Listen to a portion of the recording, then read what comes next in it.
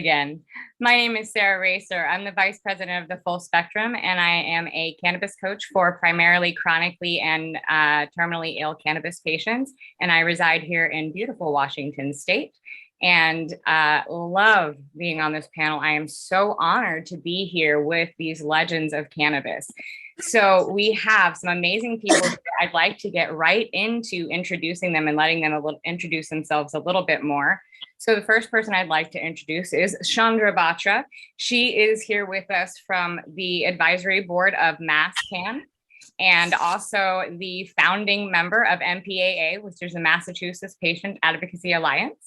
And we also have Grandma Cat Jeter, who is the founder of Deep Green Extracts, a Cold War Army veteran, a lifelong activist, and also one of our sponsors as well from our Canna Pride show. We have Wayne Justman, who will be joining us later this, hopefully later this panel. And he is the first patient zero in America, and also was the doorman for the famous and infamous San Francisco Cannabis Buyers Club. And so I'm really hoping to learn more about that later. And right now, we actually are so honored to have John Entwistle, legendary as well, our keynote speaker, joining us in his place. And so he just gave us so much history in that keynote. I hope everybody got a chance to watch that. And we really were going to talk a lot about that. And so I would like to jump into Chandra. Let's start with, before we get into questions, let's start with introducing yourselves a little bit more. Chandra, if you could tell us more about yourself, I would love it. Let us know your pronouns, where you're coming at us from, and a little bit more about what you do. Hi, I'm Chandra Batra. My pronouns are she and they.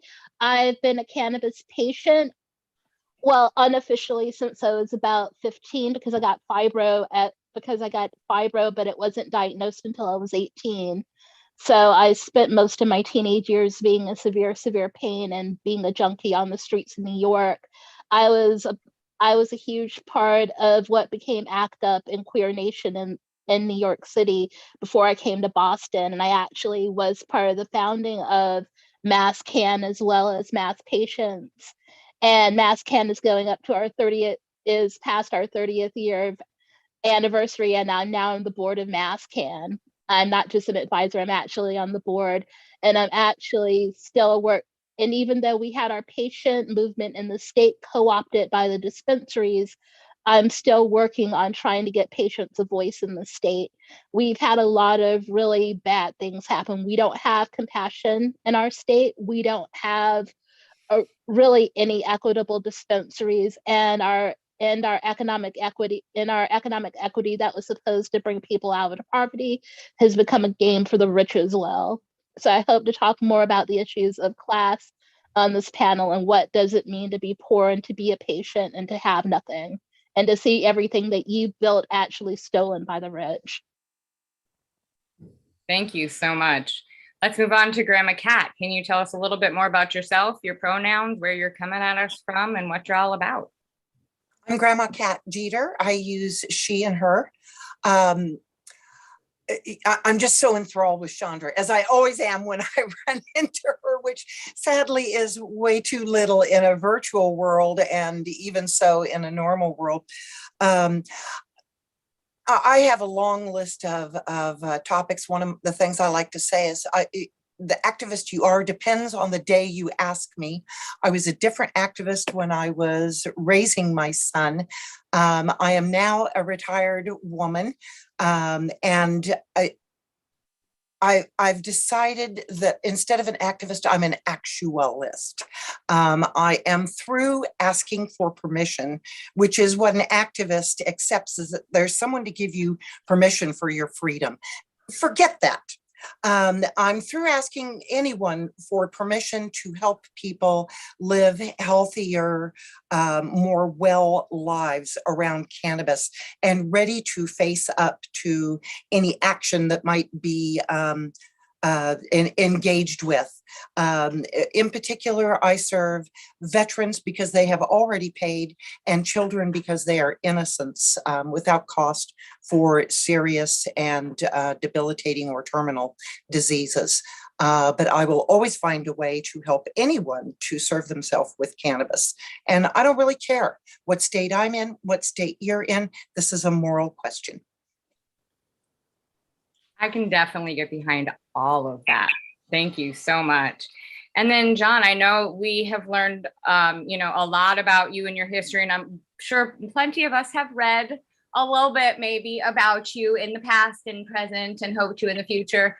But is there anything you'd like us to know about you that we may not know? I know that's one of those questions. Anything else? Oh, geez. Actually, it's funny. Chandra, I go to the East Coast on a regular basis, used to before the epidemic. And I go to Cape Cod, of all places, which is, of course, beautiful. And I could completely concur with what you said about Massachusetts. It's terrible. It's terrible. I remember reading about, okay, they've legalized there. And I think, okay, I'll go off, I'll fly out there, I'll get off the airplane, I'll go to Boston and I'll find some of that pot there and buy some legally. And it'll be just like going to Vegas, going to MedMen kind of a thing, as I related before.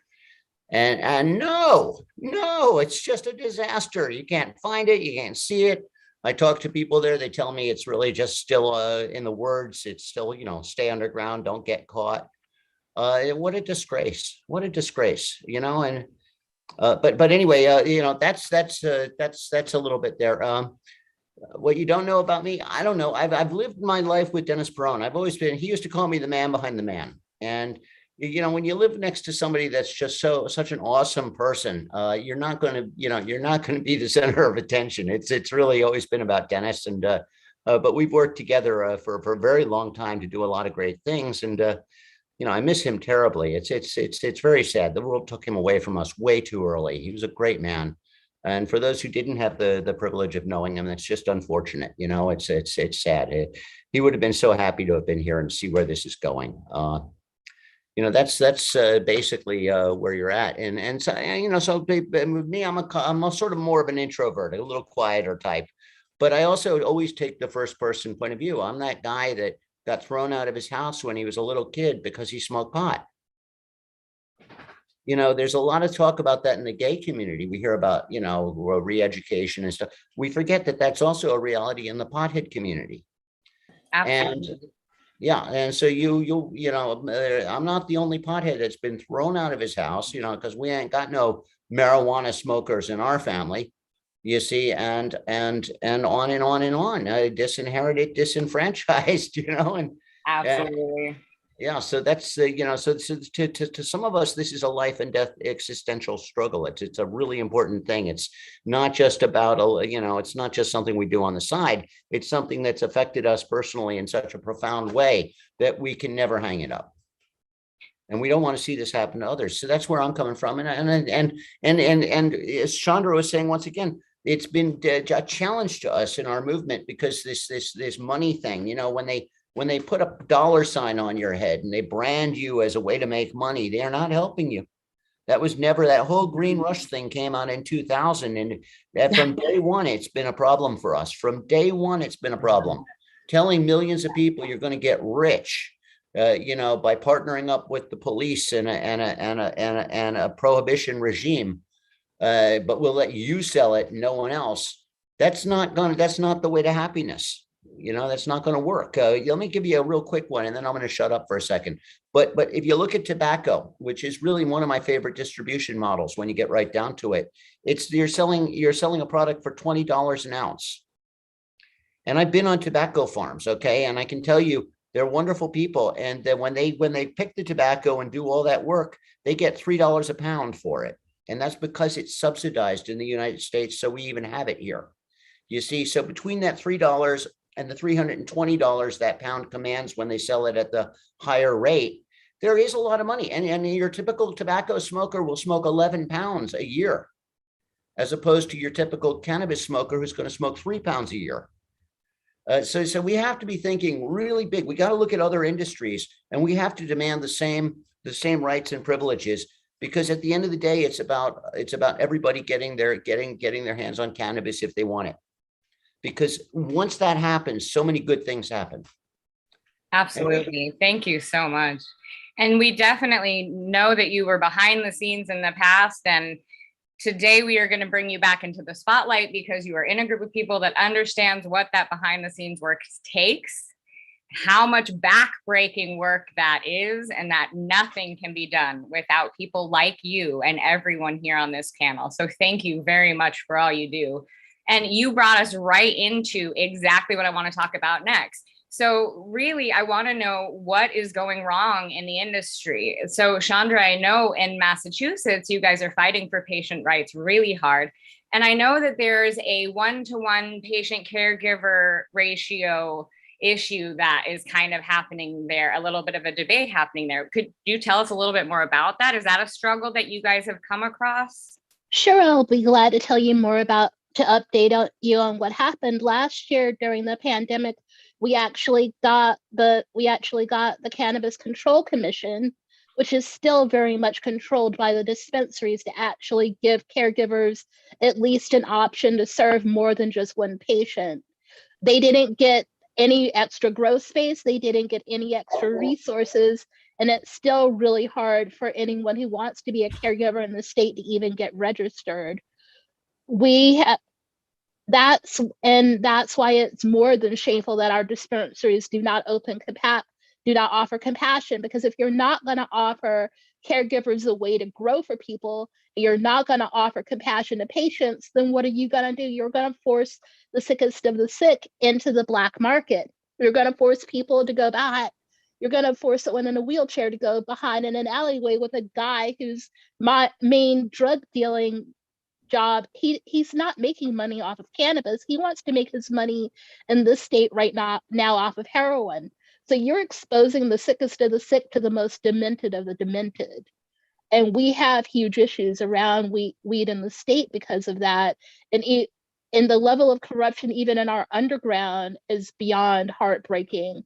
I think the really hard part of all of this is knowing that I've been in a position of power and I've had a chance to see people sell out to the highest bidder instead of actually giving a crap about their brothers and sisters. It's been incredibly heartbreaking and disingenuous to see people that I thought had better morals sell out to those who would actually pay them. Wow, that must be really disappointing. And have you seen that historically happening just kind of continually? Are you seeing any hope of improvement right now? Not really, because having no cottage industry because we don't have one, having no farmers markets because we don't have them, and having no smaller dispensaries, people are forced to get jobs where they can, and it's often for the MSOs and the larger players. And actually a lot of the regional dispensaries are now selling out to bigger companies and trying to get consolidated because that's how the money's flowing in this industry. Wow, thank you so much for that. And Grandma Kat, I know in Washington State, you've been here for a really long time through medical, through recreational, in and out of systems galore. You've kind of seen it all. Where do you kind of think we hit the highs? Where do you think the lows were at? Where do you think it went wrong? Well, just like John's wonderful introduction presentation and remarks, you can look at any number of places where we, in our celebration, missed the logical stopping point, perhaps. Not because it was harmful, but because we were terribly misunderstood and continue to be so. And I think what continues to go wrong over and over and over again is somehow in our desire to end persecution and prosecution, we always accept an option that is far short of what we desire, which is, let's give it a name. It's freedom. It is the freedom for me to grow in my backyard, which was denied to us in Washington with our early law. It is the freedom for me as a patient to understand how much cannabis I might need in a particular day, or what product I might need that might not be appealing to a profit-driven recreational market. But I think at every juncture, it comes back. And the reason I no longer go to Olympia, I've wasted enough breath on those folks who continue to think that I am somehow involved in some harm when cannabis is one of the most innocuous products ever. And we keep failing to recognize we're winning. We're winning. We don't have to stop short and, engage in faux negotiations in which we don't understand the power and the people and the will of the United States in particular, and I think largely the world now, is on our side. I absolutely agree. And I hope that as we continue to progress, that things will see some kind of balance come out there. And I see John's on a break here. So Chandra, I would love to come back to you and talk about maybe what you would like to see change a little bit, because you've been not only in Massachusetts, you've been here in Washington. I know that you've been around for not only patients, but we talk about patients and we also talk about people who help patients and caregivers. And you've been advocating for these people for years. What kind of changes have you seen over the years, if any, in how that advocacy changes, how your work changes? I think the huge major issue right now, especially in our state, is the silencing of the poor. I really think that we really do need to get back on the ball and start working for access for everyone. And I've seen that happen too in Washington State, because you lost caregivers around the same time that we lost caregivers. And with that, you guys also lost the whole medical model. We didn't lose the medical model, we just all got priced out of it. So we at least have the groundwork for a change that would be quicker than the groundwork that you guys have to change the laws where you are. And I think that we are also going to have to just open up our hearts and say what Dr. Knox has said, that the denial of cannabis access to people of color is actual genocide. We're going to actually have to open our hearts because of what's going on with COVID and what's going on with communities of color, and see that cannabis is a life-giving medicine, and see that all people deserve access to this life-giving medicine, and not just the rich, and not just rich white people. That this has got to be medicine for all. And I don't know how we get that to happen. I think that we're just going to have to go out to the street and go hand out seats to everybody, especially people living in Section 8 and in the projects, and say, hey, grow yourself some medicine, because big pharma does not give one fuck about you. Let's just be on. Okay, I'm sorry about the F word, but let's just be honest. Big pharma truly doesn't. And unfortunately, the way that things like Medicare and Medicaid are designed, they're designed to give someone a bag of medicine and to have doctors who only have 10 minutes in a free clinic to give you over 30 prescriptions and walk away. They're not going to advocate for your health. They're not going to advocate for lifestyle changes, and they're not going to advocate for anything holistic. And cannabis being a holistic medicine, they're not going to give you the time of day. And we really are going to have to start teaching. We're really going to have to start going out to the street and teaching everyone, and putting all of this information in other languages, including Spanish and Portuguese, so everybody has access. I think the bigger thing about this is it hasn't been the classism for me, it's been the racism of an industry that's chosen to go towards money. And the fact that white people end up with that medicine for the rich, and cannabis becoming medicine for the rich means that it's become medicine for the white. And we're seeing that everywhere, not just in Massachusetts. This is a global problem, but seriously, thank you so much. And Grandma Kat, you have a very distinct viewpoint as well of your long legislative actions, because not only have you been, fighting for patients and advocating, but specifically have been very public with your work with a population that has a high stigma of children children in cannabis. And so what was that like for you to kind of go through not only being an activist, but being an advocate and someone helping parents navigate this field of historical stigma of cannabis in patients?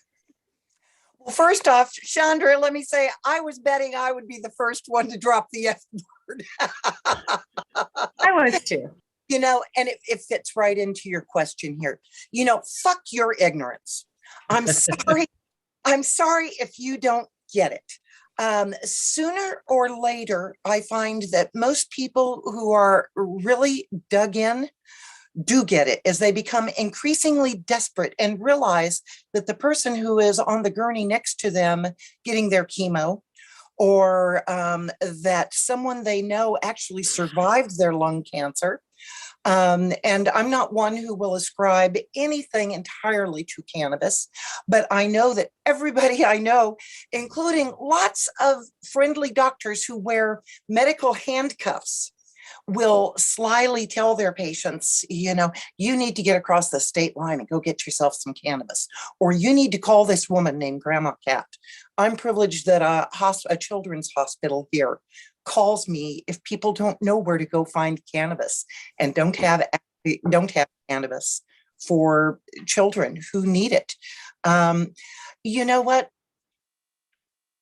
I used to end all of my testimony at the state with, I hope to God you never have to know, but that's not real life. And I hear about tragic cases all over the United States. I never chase cases. I've got nothing to prove, but I hear from folks who've been told by parents, who've been told by someone else. And you know what, when the parents are ready, and I know that cannabis is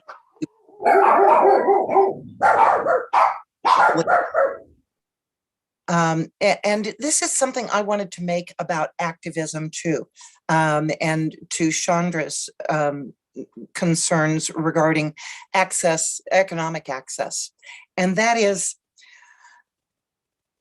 activism. Successful activism is everyone. You know, it isn't anyone special.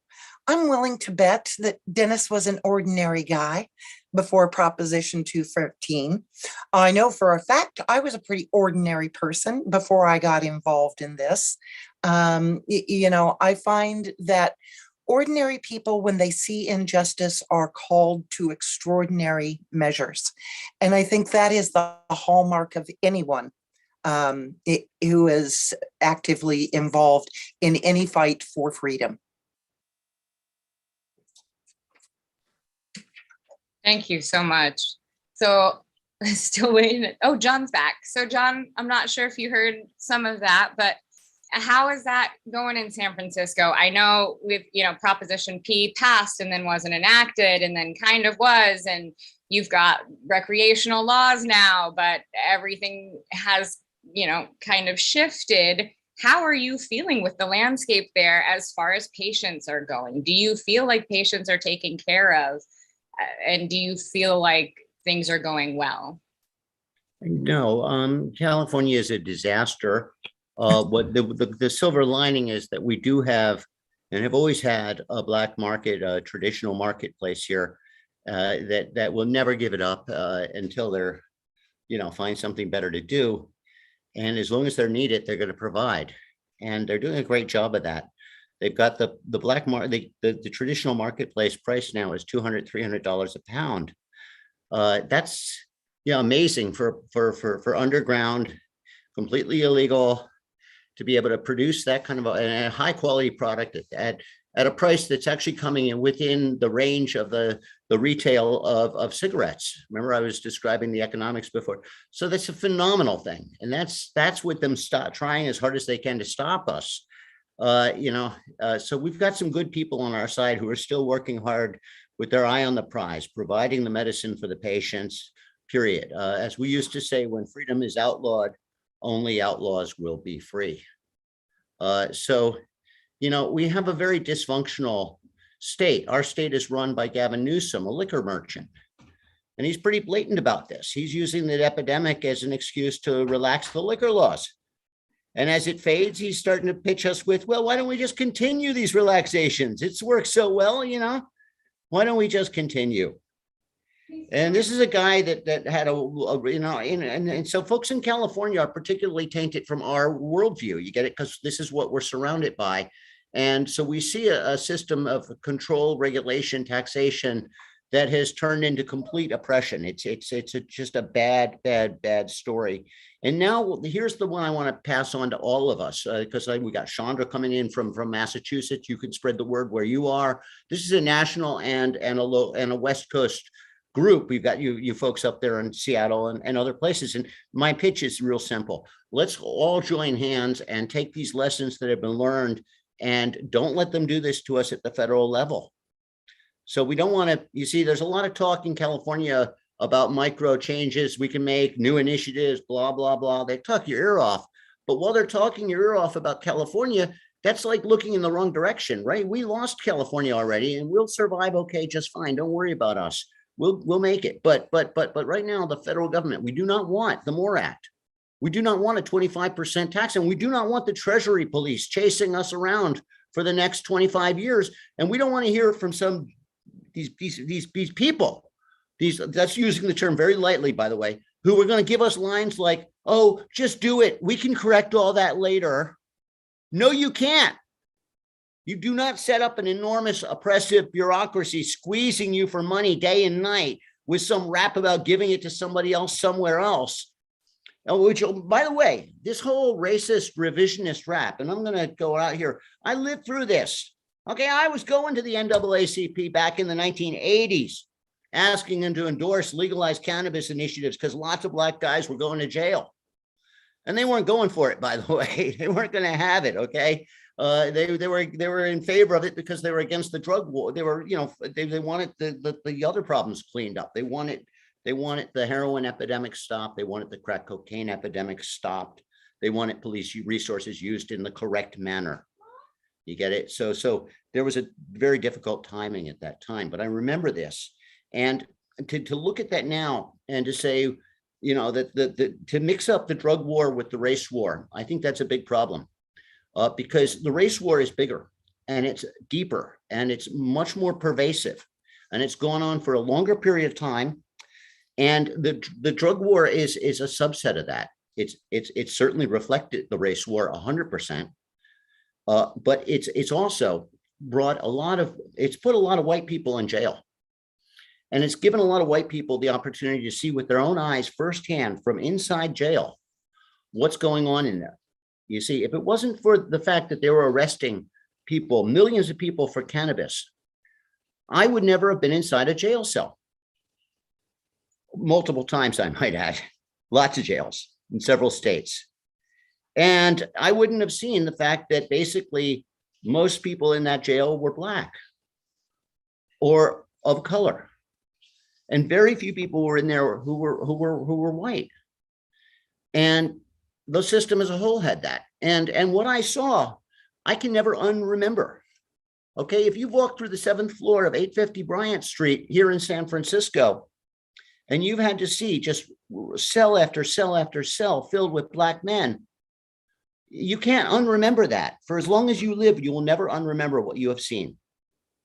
And that's what the cannabis war has done, is it's built a bridge between two very oppressed communities so that we can, you know, for the first time, white people had a glimpse of what racism really looked like. What do you get when you have enhanced criminal penalties against Black men and you refuse to give them a job? You systematically discriminate against Black people in every area of opportunity. And then you start locking them up for sentences that are preposterous. That's what you get. You get jails full of Black people.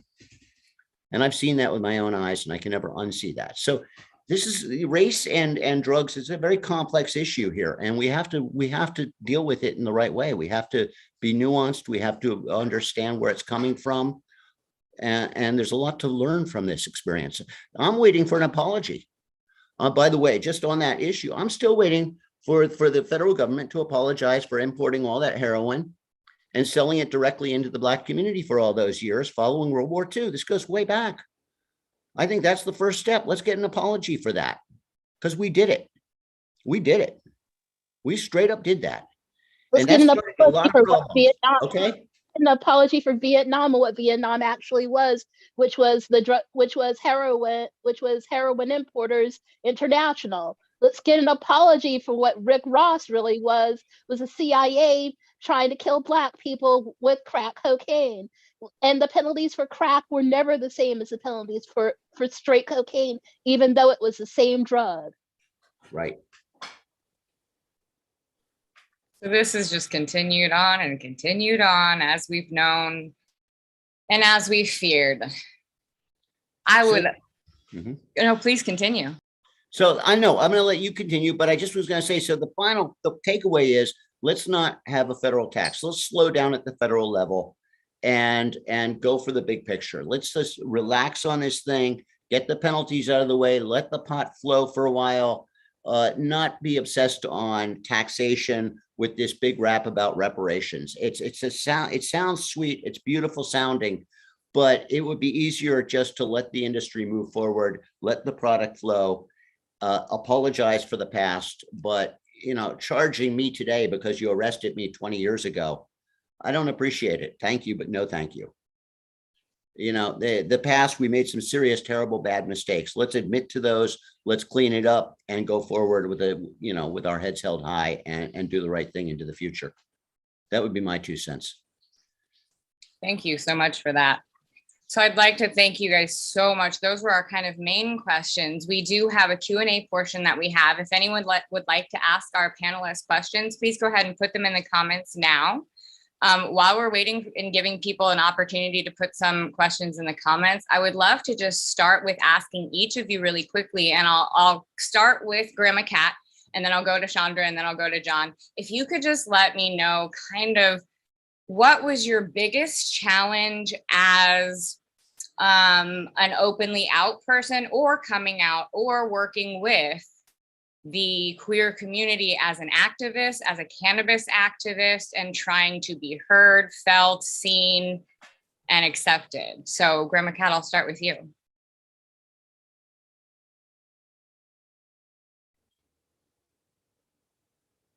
Oh, you're on mute. There we go. There we go. First off, thank you for recognizing that intersection. Because certainly legal cannabis doesn't happen without the AIDS crisis on the same timeline. Certainly, if we were going to do it over cancer, we've had cancer the whole entire time that we've had prohibition and these rumors about the ways in which marijuana would help. So it's important to recognize that the two topics are interlinked. For me, it was a pretty painless process because I was already a fairly mature woman when I both came out and came out of the green closet as well. So, we can go back to the 4-letter expletives, hearkening back to my days as a soldier.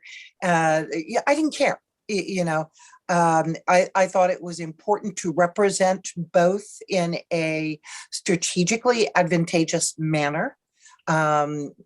Everyone knows my dislike for the whole Cheech and Chong type of cannabis mentality.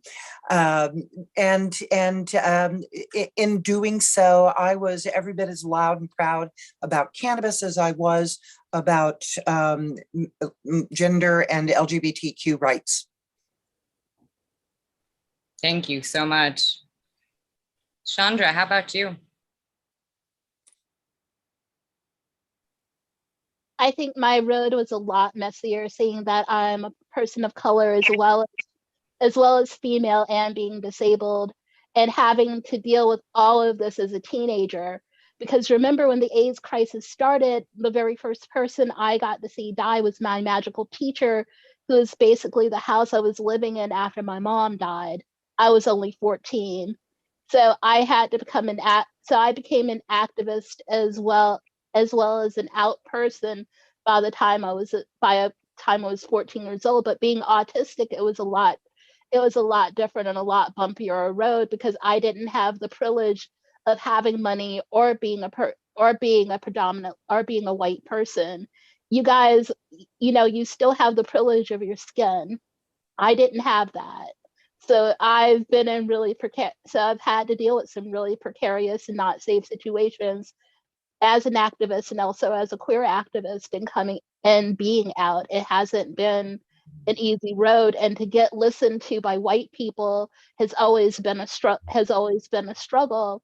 I mean, I'm really, really lucky that that I'm not nonverbal. My youngest brother was born nonverbal, and it has actually been a victim of the drug war. He's been in and out of jail since he was 14 years old for dealing drugs on the streets of Cambridge. So I've been lucky that I haven't had to deal with that. But at the same time, I haven't been lucky because being female and Black, I haven't been listened to at times in which people should have listened to me, especially around what happened with the recreational coming in and destroying what was our patient movement in the state. Our MPAA became and basically ended up getting into a really weird precarious situation with the dispensaries because the white leaders of that organization wouldn't listen. So and our Cannabis Control Commission is nothing but a CDA front group because of the fact that people wouldn't hear me. And I think that's the hardest part of all of this is just having to live this life and having to live it without the resources that a lot of people take for granted.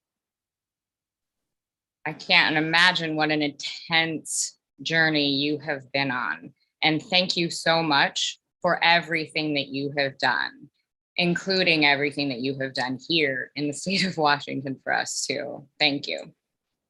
John, do you have anything to add to that before we move on to some pretty good questions in the chats here? I would love to hear. The challenge is we're a big world. And, things are always changing, and they're always, it's like a card game. They always hand out a new, they shuffle the deck and they hand out a new deck and they shuffle. And as an activist, we never had a free ride. It's not like a company that hires you on, and by the time you work there 30 years, you're the big cheese ball and you get a guaranteed everything and the golden parachute. That ain't our life, babe. If you pick this life, you pick the outside track, and you're going to have to take your opportunities where you see them. And you're gonna have to take some setbacks, and you're gonna have to get pretty zen about it. You're gonna have to learn. It's better to serve. We're a movement. They kill the leaders. So you don't always want to be the leader. Sometimes it's nice just to be an Indian here and be part of the followers. I don't want to jump into that one, but anyway, yeah, it's better to just sometimes you just survival is its own reward, and you learn a great sense of patience and in a long struggle like this. And you get to learn, and also you make a lot of friends. And I think that's a lot of fun too. I've made friends all over the place in the most irregular and strange of places. Police officers that actually, turned around and said, I followed you 10 years ago. I used to work for so-and-so, and now they're in my house investigating, robberies or crimes or whatever. And we're all buddies and friends. And we know each other, isn't that funny? So, the politics is its own world, and it leads somewhere, but it's a weird path. That would be my 2 cents. Thank you. All right. So our first question from the audience, I know we only have a couple of minutes, so we can do this if we do 1 minute each. So the first one is, what are some practical actionable steps that someone new to advocacy might be able to start with? And I'm pretty sure y'all all have this 60-second elevator speech ready. So Grandma Cat, I will start with you and go. First is have yourself one of those elevator speeches. When someone gives you an opportunity to change their mind, accept it and do it in a gracious way. Next, really, even though I've given up on my legislators, I still write them letters. They know how I feel. And third, it needs to be a passion of yours, because there's going to be good days and bad days. Allow yourself space to step away from your activism, as well as know that it feeds something at your soul instead of draining it. That's the long haul. That's perfect. How about you, Chandra? How's your elevator speech looking? I would say please have an elevator speech. It's really important to be able to summarize everything you believe in a matter of 2 minutes, especially with people who are not cannabis people, because the normal mainstream is still looking and asking questions from a different perspective. because weed has become more in media and in television now. So they're willing to ask you questions, but don't bombard people with all the facts at once. The second thing I would majorly say is please understand the structure of your state government. I've worked with several states, and every state has its own legislation body, and every state has a different way that they set up their state government. So please take some time and actually learn the civics of your state. And my last one is please always make sure that you take time for yourself, and self-care is your best weapon. Learn to meditate, learn to breathe, and do some yoga, and just take really, really, really good care of yourself, because we don't need more people dying. We've lost so many incredible people, and it's really important to take care of and protect your own health. Those are such perfect words. Thank you. How about you, John? Elevator speech.